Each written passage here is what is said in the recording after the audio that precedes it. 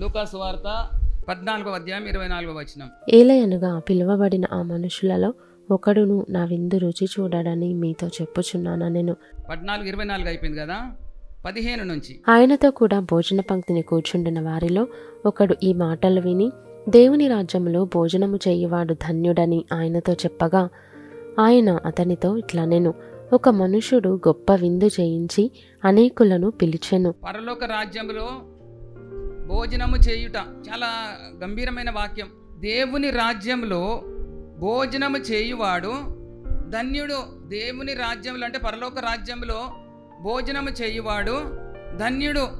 కానీ ఇక్కడ యేసుప్రభు ఏమని చెప్తున్నాడు అనంటే, ఈ దినము అంశం ఏంటంటే విందు సిద్ధమైంది. యేసుప్రభు ఎప్పటి నుంచో ఆయన అందరిని పిలుస్తున్నాడు, విందు సిద్ధమైంది, రండి రండి రండి అని. ఏలయనగా పిలువబడిన ఆ మనుషులలో ఏ ఒక్కడును నా విందు రుచి చూడడని మీతో చెప్పుచున్నాను. ఆయన విందు ఏర్పాటు చేశాడు. విందు అంతా కూడా సిద్ధం చేసి అందరిని పిలుస్తుంటే ఎవ్వరు కూడా రాకుండా ఒకరికొకరు ఎన్నో సాకులు నెపములు చెప్తా ఉన్నారు. మనం కూడా ఎన్నోసార్లు మనకు ఇన్విటేషన్ ఇస్తే నాకు చాలా ఇది ఉందని వాళ్ళు ఆహ్వానించినా మేము వెళ్ళలేకపోతున్నాం, ఇలాగ కుంటి సాకులు చెప్తున్నారు అని వాళ్ళు అనుకుంటుండొచ్చు. కానీ తెలిసిన వాళ్ళు మాత్రము పాస్టర్లు కదా, ఆదివారం చాలా బిజీ ఉంటారని చెప్పేసి వాళ్ళు అనుకుంటున్నారు. కాబట్టి అనుకొని వాళ్ళు ఎక్స్క్యూజ్ చేస్తున్నారు. కానీ ఇక్కడ యేసు ప్రభువే స్వయాన పిలుస్తున్నాడు, నా విందు సిద్ధంగా ఉన్నది, అందరిని రమ్మనంటే అందరూ ఏదో ఒక నెపములు చెప్పుతున్నట్టు ఇక్కడ మనం చూస్తున్నాం. అయితే విందు అంటే ఏంటి చూడండి. యెషయా గ్రంథం 25వ అధ్యాయము 6వ వచనం. మడ్డి మీదనున్న ద్రాక్షారసముతో విందు చేయును, మూలుగు గల క్రొవ్విన వాటితో విందు చేయును. చూసారా దేనితో విందు చేస్తున్నాడు ఈయన? అంత కఠినంగా దేవుడు మాట్లాడుతున్నాడు. ఆ విందు ఎంత బాగున్నది అంటే ఇక్కడ చూడండి ఎక్కడ చేస్తున్నాడు ఆ విందు? పర్వతం మీద చేస్తున్నాడు విందు. పర్వతం మీద విందు చేస్తే ఎంతమంది వస్తారు? ఇప్పుడు ఈ విందు కూడా ఎవరికంటే సర్వ మానవులకు విందు చేస్తున్నాడు. మనం ఎంతమందిని, మన ఇప్పుడు పెళ్లి ఉన్నది, ఆ పెళ్లికి ఎంతమందిని పిలుస్తారు? 100 మందా, 200 మందా, 1000 మందా, 2000 మందా, అదే లిమిట్. లేదా చాలా డబ్బున్నోళ్ళు ఏంటనంటే ఒక ఉన్న ఏరియా పిలుస్తుండొచ్చు, ఒక గ్రామాన్ని పిలుస్తుండొచ్చు, ఒక పట్టణాన్ని పిలుస్తుండొచ్చు, ఒక రాష్ట్రాన్ని పిలుస్తున్నాడా, దేశాన్ని పిలుస్తున్నాడా? అది కాదు కదా, యావత్ ప్రపంచాన్ని పిలుస్తున్నాడు దేవుడు. ఎవరైనా పిలుస్తారా? ఇంతవరైనా పిలిచినట్టు మనం విన్నామా? అది ఎక్కడ? ఒక పర్వతం మీద. ఆ పర్వతం మీద ఎంతమంది కూర్చోగలుగుతారు? మేము సీనాయి పర్వతం ఎక్కి చూస్తే అక్కడ అసలు ఎంతమంది కూర్చోడానికి లేదు. వెళ్ళడం మానసం మీద చూడాలి, మళ్ళీ ఆన్ ద స్పాట్ దిగుతూనే ఉంటారు, అక్కడ కూర్చోడానికి కూడా లేదు ప్లేస్. కాబట్టి ఇక్కడ ఎలాంటి విందు చేస్తున్నాడు? ఎక్కడ చేస్తున్నాడు? పర్వతం మీద చేస్తున్నాడు. తర్వాత దేంతో చేస్తున్నాడు? ఆయన ద్రాక్షారసంతో ఆయన విందు చేస్తున్నాడు. అది ద్రాక్షారసం ఎలాగంటే మడ్డి మీదనున్న ద్రాక్షారసంతో, అంటే ప్యూర్ వడగడుతున్నాడు, ఫిల్టర్ చేసి అంత ద్రాక్షారసంను ఆయన రెడీ చేసి అందరిని పిలుస్తున్నాడు. పిలిచి నా విందులో పాల్గొనండి, నా విందులో పాల్గొనండి అని సర్వలోక మానవులందరికీ కూడా ఈ విందు చేసి ఆయన అందరిని పిలిస్తే అందరం కూడా మనం నెపములు చెప్పి ఆయన దగ్గరికి రాలేకుండా ఉన్నాం. 2024 సంవత్సరంల క్రిందట కపాలమనబడిన స్థలం మీద, ఆ గొల్గొతా పర్వతం మీద తనను తాను ఆయన బలి అర్పించుకున్నాడు. కాబట్టి ఆ కపాల స్థలమున సదాకాలం మనకు సరిపడిన విందు ఏర్పాటు చేశాడు. అక్కడ ప్రతి ఒక్కరు, పుట్టినవారు, చచ్చిపోయిన వారు, పుట్టబోయే వాళ్ళు, ఇప్పుడున్న వాళ్ళు, లేని వాళ్ళు, అందరి కొరకు అది సరిపడే అంత విందు అంటది.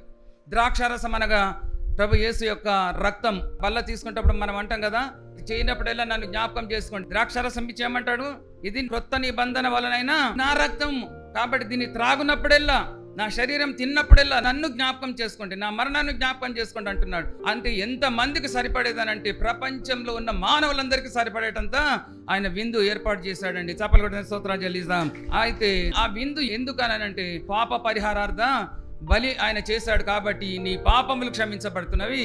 ఇంకొకటి సమాధానం వస్తుంది, శాంతి వస్తుంది, ఆశీర్వాదం వస్తున్నది, ఇలాంటివి నీకు దొరుకుతున్నవి. కాబట్టి నీకు సరిపడేంత ఆయన ఇస్తున్నట్టు పాప ప్రాయశ్చిత్తార్థమైన బలిగా ఆయన వధించబడ్డాడు. కాబట్టి ఆ సర్వలోక మానవులకు ఇది పాప క్షమాపణ, అలాగే శాంతి, సమాధానము, మరి నిరీక్షణ, అలాగే ఆశీర్వాదము, దీవెనలు, ఇవన్నీ కూడా మనకు దొరుకుతున్నాయి అందులో. కాబట్టి ఎవరైతే అందులో పాల్గొంటారో వారు ధన్యులు అని ప్రభు మాట్లాడుతున్నాడు. కాబట్టి అక్కడ పస్కా బలి పశువు ఎవరు అనంటే ఎవరు? అది యేసుక్రీస్తు ప్రభు. కాబట్టి ఆయన ప్రభు, దేవుని గొర్రెపిల్ల. ఆయా సమయంలో ఆయన ఎలాగూ బలి పశువు అయ్యాడు అనంటే ఆదికాండం 3:21 దేవుడైన యెహోవా ఆదామునకును అతని భార్యకును చర్మపు చొక్కాయలను, అక్కడ ఎక్కడి నుంచి వచ్చినాయి?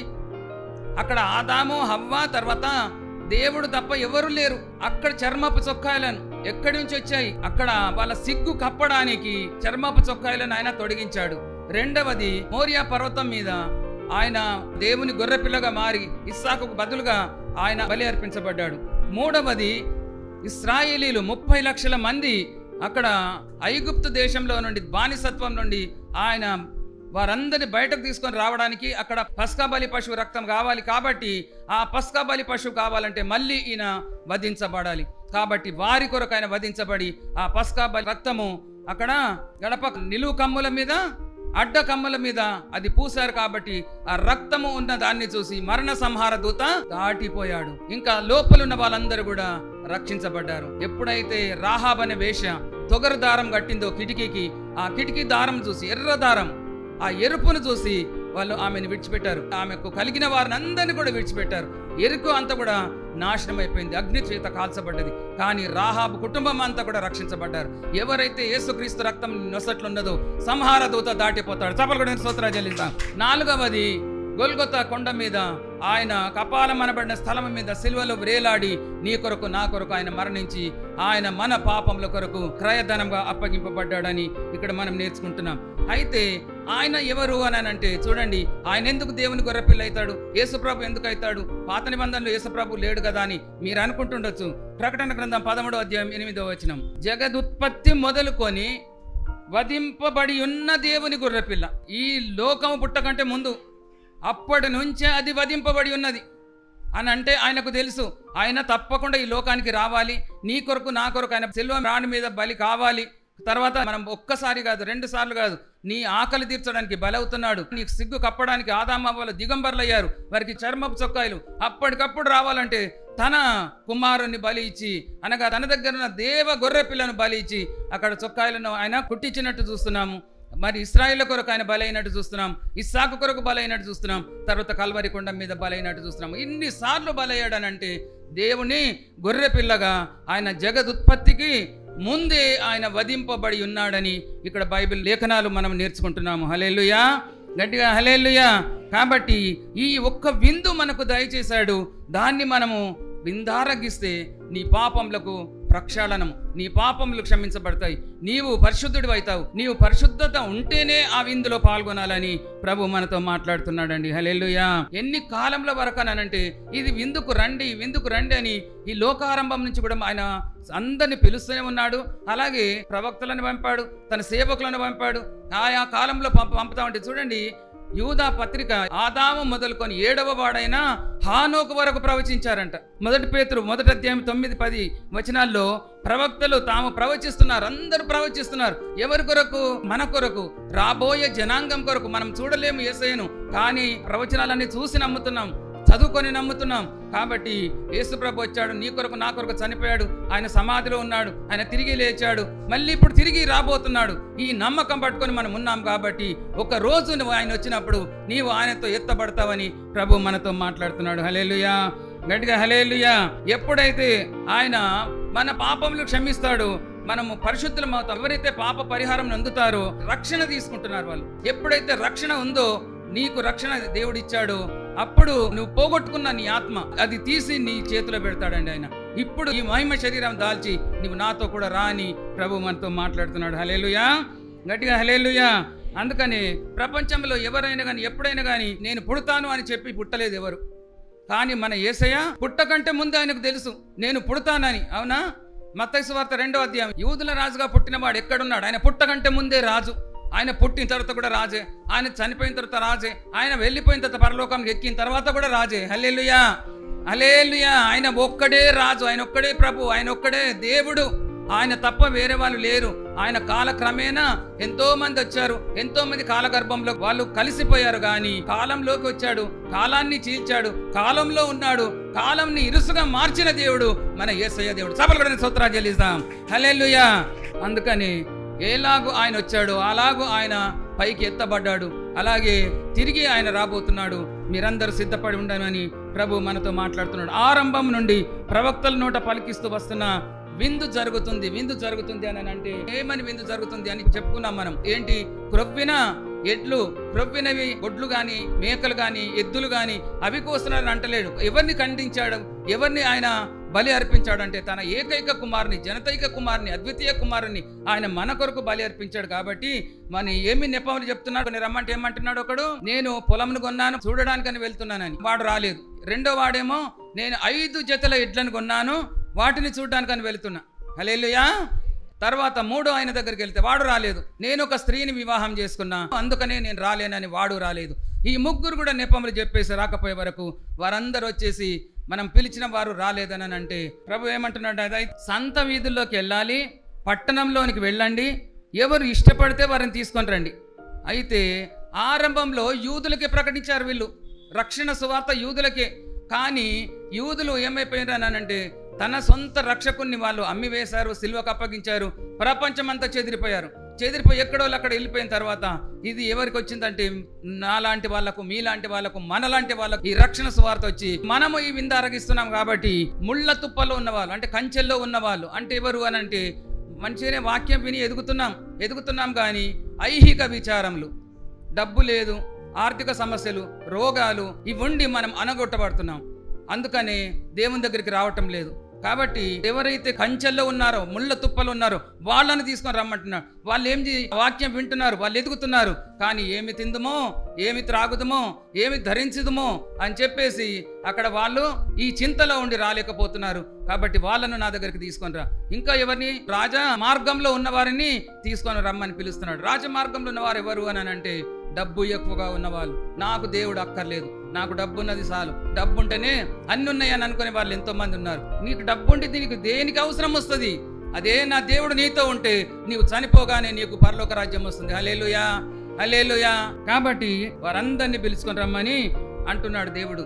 నువ్వు ఇవ్వాల్సింది ఏమి లేదు, నువ్వు పెట్టాల్సింది ఏం లేదు, విందు సిద్ధమైంది, వచ్చి తినండి అంటే మనం ఎన్ని సాకులు చెప్తున్నాము. కాబట్టి ఇక్కడ ఏర్పాటు చేయబడింది, విందుకు రమ్మని పిలుస్తున్నాడు ప్రభు.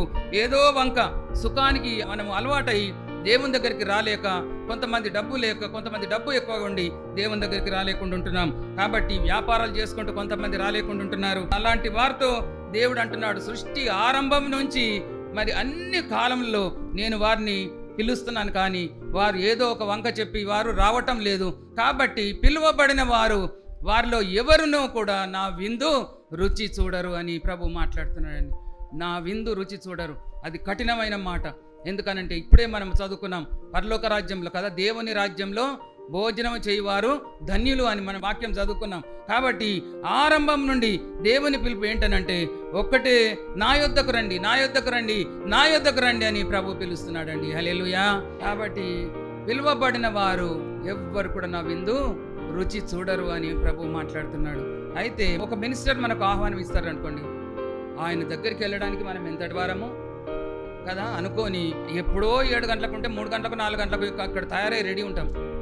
కానీ అదే నా దేవుడు సర్వలోకానికి రక్షకుడు, కానీ ఆయన పిలిస్తే మనం కుంటి సాకులు చెప్తున్నాము, ఆయన విందుకు మనం పోలేకపోతున్నాం. కాబట్టి ఆయన ఏం చేస్తున్నాడు? తన శరీరాన్ని ఆయన నలిపేసుకున్నాడు, మళ్ళీ తన రక్తాన్ని ఆయన ఒలికించుకున్నాడు. ఎవరి కొరకు అంటే మన కొరకు. అందుకనే మనం నిర్లక్ష్య పెడుతున్నాం. ఎందుకు? ఆయన శరీరాన్ని ఇచ్చాడు, ఆయన రక్తాన్ని ఇచ్చాడు, మోక్షరాజ్యానికి తీసుకొని వెళ్తున్నాడు. పరలోకానికి యుగములు నా దగ్గర ఉంటారు మీరు అని అంటే మనం ఎవరం కూడా పెడ చెవిని పెట్టేసి ఆయన మాట వినలేకపోతామని. అందుకని ఒకడు ఏమంటున్నాడు? నేనేమో పొలం కొన్నా, ఇంకొకడు ఎడ్లను కొన్నా, ఇంకొకరేమో పెళ్లి చేసుకున్నా. ఇక్కడ మనమేమో వల్ల ఇస్తా ఉంటే చాలామంది వెనుక వెళ్ళిపోతారు. ఎందుకు? నేను సిద్ధపడలేదు. నువ్వు వెళ్ళిపోతా ఉంటే నా యేసయ్య ఇలా తిరిగి చూస్తున్నాడండి. నా శరీరమును, నా రక్తమును నేను నీ కొరకు కార్చితే, నీ పాపాలన్నీ నేను క్షమిస్తే, నీవు నా విందులో పాల్గొనకుండా నీవు సిద్ధపడలేదని వెళ్ళిపోతున్నావా నా కుమారి, నా కుమారులారా అని ప్రభు ఎంతో దీనంగా మన వైపు చూస్తున్నాడు. నువ్వు ఎలాగ వెళ్ళిపోతున్నావు? మనం దర్జాగా వెళ్ళిపోతున్నాం. సిద్ధపడకుండా కూడా తీసుకోమంటావా? ఒకరితో కొట్లాడొచ్చి తీసుకోమంటున్నావా? ఒకరితోనికి కదా గయ్యాలితనం చేసి, లేదంటే దొంగతనం చేసి, వ్యభిచారం చేసి, అబద్ధాలాడి, మోసం చేసి బల్లలో పాల్గొనమంటున్నావా? యెహోషువ గ్రంథంలో అంటాడు 3 దినములు మనకు ప్రయాణమై ఉన్నది, కాబట్టి మీరు సిద్ధపడండి. అన్ని వయసు వారు, అన్ని రకముల వారు మనము సిద్ధపడి యోర్దాను దాటాలి అని అంటే, మరణమును దాటాలి అంటే, ఆయనతో మనం ఉండాలి అని అంటే, హల్లెలూయా, అందరం కూడా సిద్ధపడాలని ప్రభు మాట్లాడుతున్నాడు. నా శరీరం తిని నా రక్తం త్రాగువాడే, నేను వానిలో వాడు నాలో జీవిస్తాడని, అంత్య దినమున నేను వాడిని లేపుతానని ప్రభు మాట్లాడుతున్నాడు. మరి రావటం ఆలస్యం లేదు. పాటలు పాడుతున్నాం, సాక్ష్యాలు చెప్తున్నాం, దర్జాగా సందాలు వేస్తున్నాం, అన్నిట్లో ఉన్నా నేను. నీకు మెంబర్షిప్ ఉంది ఇక్కడ, నేను ఎంతో గ్రాండ్గా ఉన్నా, ఎంతో గొప్పగా ఉన్నా, సంఘంలో ఒక ప్రత్యేకమైన వ్యక్తిలాగా నేను కనబడుతున్నా అని అనుకుంటున్నాం. కానీ నువ్వు బల్ల తీసుకోకుండా వెళుతూ ఉంటే నీకు నాలో భాగం లేదంటున్నాడు. అంటే ఏంటి? పరలోక రాజ్యంలో నీకు స్థానము లేదు అని అన్నమాటనే. కాబట్టి జాగ్రత్త. ఎక్కడైనా బల్ల రెడీగా ఉన్నది పోయి తీసుకోవచ్చులే అని అనుకుంటున్నావేమో. కానీ మనం చనిపోతే ఎవరితో పాతి పెట్టమంటారు? నా పితరులతో పాతి పెట్టాలా, నా సంఘంతో నేను ఉండాలా అని ఎంతోమంది. అందుకని భక్తులతో నేను ఉంటానని. కాబట్టి చనిపోయినా బ్రతికి ఉన్నా మనం ఏం చేసినా కానీ మన సంఘంతో, మన దేవునితో ఐక్యమై ఉండాలని ప్రభు మాట్లాడుతున్నాడు, ప్రభు కోరుకుంటున్నాడు. హల్లెలూయా. కీర్తన 149 లాస్ట్ వచనం చదవండి. ఎవరైతే రక్షణ పొందారో వారి చేతిలో 2 అంచులు గల ఖడ్గం. ఇది 2 అంచులు గల ఖడ్గం అంటే బైబిల్. ఆయన భక్తులకు అందరికీ ఘనత ఇదే. ఎవరి చేతిలో బైబిల్ ఉందో వారికి ఘనత, క్రెడిట్ అంతా వాళ్ళకే, రెస్పెక్ట్ అంతా వాళ్ళకే, ఘనులుగా ఎంచబడుతున్నారు మీరు. అయితే ఇది లేని వాళ్ళు ఏమున్నదనంటే మీరు దౌర్భాగ్యులు.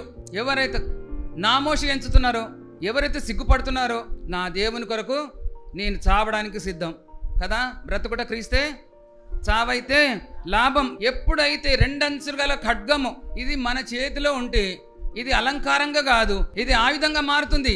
వచ్చే శోధనలన్నీ కూడా ఇక్కడ దేవుడే జయిస్తాడు, దేవుడే యుద్ధం చేస్తాడు.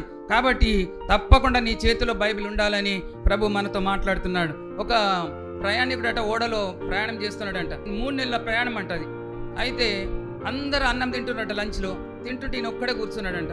అయితే ఆయన వచ్చి అడిగిండు, ఎందుకు బాబు నువ్వు ఎందుకు అన్నం తింటలేదు అంటే, నేను టికెట్ కొనలేదు, నా దగ్గర డబ్బులు లేవు అని చెప్పేసి. అయితే నువ్వు ఓడకైతే టికెట్ కొన్నావా అంటే అవును కొన్నా. లేదు చూయించానంటే చూయిస్తే 3 నెలలు నువ్వు ఎంత తింటే అంత తిండి ఆ టికెట్లో ఉన్నది, నీకు తెలియదు. 3 దినాల నుంచి వాడు ఫస్ట్ అట్లనే ఉన్నాడంట. తెలియక మనము అంత పెద్ద దేవుని కలిగి ఉండి మనము కూడా ఇలా కొట్టుకుంటున్నాం. ఎందుకు అని అంటే అంత ఐశ్వర్యవంతుడు, అంత ధనవంతుడు, నీకు ఏదంటే అది ఇచ్చే దేవుడు నీ దగ్గర ఉన్నా నువ్వేం చేస్తున్నావు అంటే, నేను దరిద్రుని, నేను ఇలాంటి వాడిని, నేను అలాంటి దాన్ని అని చెప్పేసి మనకు తెలియక మనం దరిద్రతలోకి వెళ్ళిపోతున్నాం. నా దేవుడు నువ్వు ఏది అడిగితే అడగకంటే ముందే ఇచ్చే దేవుడు అండి. ఒక్కసారి నాన్న, తండ్రి, దేవా అని పిలిస్తే చాలు, నా బిడ్డ నా దగ్గరికి వచ్చిందని సమస్తం నీకు ఇస్తాడని ప్రభు మాట్లాడుతున్నాడు. హల్లెలూయా. సృష్టికర్త అయిన దేవుని పిలుపు ఆరంభం నుండి మనకు వినపడుతున్నది, కానీ మనం నిర్లక్ష్యం చేస్తున్నామని మళ్ళీ ఒకసారి మనకు చెప్తున్నాడు. ఆయన రాబోతున్నాడు అంటే వచ్చాడు గొర్రెపిల్లగా మారి, కానీ ఇప్పుడు వచ్చేది ఎలాగొస్తున్నాడు? గర్జించు సింహము వల్ల వస్తున్నాడు. తోట యజమాని ఆయన దూరదేశం పోయి కొంతమందిని పంపారు, తర్వాత కొంతమందిని పంపాడు, తర్వాత నాకు కుమారుని పంపితే వాళ్ళు రెస్పెక్ట్ ఇస్తారని పంపితే కుమారుని అయితే చంపేశారు. యేసు ప్రభువును చంపేశాం మనం. కానీ ఇప్పుడు రాబోయేది గొర్రెపిల్లగా కాదు, ఎంతో వినయవిధేయతలతో కాదు, మౌనంగా కాదు, చూపుతోనే చచ్చిపోవాలి మనం. అందుకనే సర్వ సృష్టికి దేవుని పిలుపు, ఇదిగో నా విందు జరగబోతున్నది, అందరూ వచ్చే విందులో పాల్గొనండి అని. ఎవడైతే పాల్గొనడో వాడు దౌర్భాగ్యుడు, వాడు దురదృష్టవంతుడని ప్రభువు మాట్లాడుతున్నాడు. అందుకని రాజమార్గంలో ఉన్నవారికి, కంచెలో ఉన్నవారికి, ముళ్ళ తుప్పలో ఉన్నవారు అందరి ఇంకా స్థలం ఉన్నది. నీవు వచ్చే వరకు స్థలం ఉంటుందండి అందులో. ఆయన ఇంట్లో నీవు వచ్చే వరకు స్థలం ఉంటుంది. మన దేవుడు సృష్టికర్త అయిన దేవుడు కాబట్టి ఎల్లప్పుడూ నీ కొరకు అక్కడ మరి ఆయన స్థలం పెడుతున్నాడని ప్రభు మనతో మాట్లాడుతున్నాడు. అందుకని ప్రభు అంటున్నాడు, నా గొర్రెలు నా స్వరము వినును. అందుకని అవి ఎలాగో బయటకు వెళ్ళి మేతం వేసి మళ్ళీ లోపలికి వస్తున్నాయి నా దగ్గరికి. కాబట్టి నా గొర్రెలు నా స్వరము వింటున్నాయి. కాబట్టి ఆకలి, ప్రొద్దున టిఫిన్ తినేసి వచ్చాం, 3 గంటలకు అన్నం తినకపోతే కూరాకుల్లాగా వాడిపోతాం. అవునా? చెయ్యి ఇటు పడిపోతుంది, కాలిటి పడిపోతుంది. ఎందుకు అంటే ఒక్క పూట అన్నం తినకపోతే మనకు మళ్ళీ ఆకలేస్తుంది. కానీ నా శరీరం తిని నా రక్తం త్రాగడానికి ఆకలే వేయదు, శాశ్వతంగా ఆకలి వేయదు అని అంటున్నాడండి. హల్లెలూయా. గట్టిగా హల్లెలూయా. యెషయా గ్రంథం 55:1 తప్పికొనిన వారులారా నీళ్ళ యుద్ధకు రండి, రూకలు లేని వాళ్ళు కొని భోజనం చేయండి అంటున్నారు. చూసారా? ఇంతకుముందు ఎన్నోసార్లు చెప్పిన నేను ఈ వాక్యం. రూకలు లేని వాళ్ళారా మీరు కొని భోంచేయండి. ఎట్లా ఏమి ఇచ్చుకుంటున్నారు మీరు అంటే ఆయననే చెల్లించాడు. నా యేసయ్య మనందరి కొరకు ఆయన క్రయధనం చెల్లించాడు. రూకలు లేని వాళ్ళారా మీరు వచ్చి రూకలు లేకయే కొని తీసుకోనండి. సమరయ స్త్రీ దగ్గరికి వచ్చాడు. వచ్చేయమంటున్నాడు, అమ్మా నాకు దాహంనకు నీళ్ళు ఇవ్వమంటున్నాడు. ఆయన అంటే యూదుడమైన నీవు సమరయురాలైన నన్ను ఎలాగో నువ్వు నీళ్ళు అడుగుతున్నావని అంటే, నిన్ను నీళ్ళు అడిగేవాడు ఎవడో నీకు తెలిస్తే అప్పుడు నీవు నన్ను నీళ్ళు అడిగి తీసుకుంటావంటే నేనిచ్చే నీళ్లు నీవు త్రాగితే నీకు మరి ఎన్నడూ కూడా దాహం కాదంటే ఏమంటుంది, అయ్యా ఈ బావి చాలా లోతైంది, చేదడానికి చాలా కష్టము, ఊరు నుంచి రావడానికి చాలా దూరము, నాకు ఆ నీళ్ళు ఇవ్వనగానే ఆయన ఏమంటున్నాడు, నువ్వు పోయి నీ భర్తను పిలుచుకొని రమ్మని. నీ భర్తను పిలుచుకొని రమ్మంటే అసలు దానికి సంబంధం లేని వాక్యం. నీవు పోయి నీ భర్తను పిలుచుకొని రా అని అనంటే, యేసయ్య ఆయన నీళ్లు ఇవ్వాలంటే, యేసయ్య ఆయన పరిశుద్ధాత్మని ఇవ్వాలంటే, యేసయ్య ఆయన రక్తము, యేసయ్య ఆయన శరీరం ఇవ్వాలంటే నీకేముండాలి మొట్టమొదల అది చూడండి ఫస్ట్. అయితే నీ భర్తను పోయి పిలుచుకొని రమ్మంటే నాకు భర్త లేడు అని అంటున్నది. అంటే సత్యమే చెప్పితివి, నీకు 5 పెనిమిట్లుండిరి, ఇప్పుడున్నవాడు కూడా నీ భర్త కాదు అని అంటున్నాడు. అని అంటే 5 కాపురాలకు చిచ్చు పెట్టినావు, 5 కాపురాలు కూలగొట్టినావు, ఇప్పుడు ఇంకో కాపురాన్ని కూడా కూలగొడుతున్నావు. నీ పాపానికి నీకు అంతు లేదు. ఇంకా ఎంతమంది నేను ఇలాగ చెడుపుతా ఉంటావు. ప్రభు ముక్కు సూటిగా మాట్లాడేవాడు.